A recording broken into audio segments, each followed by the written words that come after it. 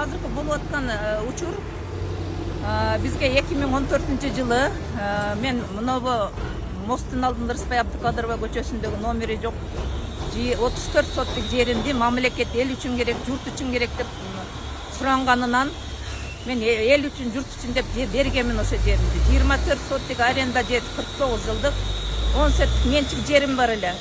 Аны эл үчүн, журт үчүн деп берип, мага могу жерден 8,5 соттук жер берген эле. 8,5 соттук жерди мен иштетип келатам, арендасын төлөп, немени бузбастан, законду бузбастан иштеп келаттым эле. Былтыркы жылы бир кичине кышкы дагы кире турган кичине расширение кылып кеңейттик. Ошондон бери эле көз арткандар көбөйдү бул кафеге. Кимдин кызыкчылыгы бар экен билбейм. Мамлекет менин өзүмдүн 10 соттук жеримди бөлүп берген жеримди же иштеткенге бербейт, же болбосо здание курганга бербейт. А мамлекеттин жери алтын, менин жерим жөндөн жөн 90 жылдан бери турат.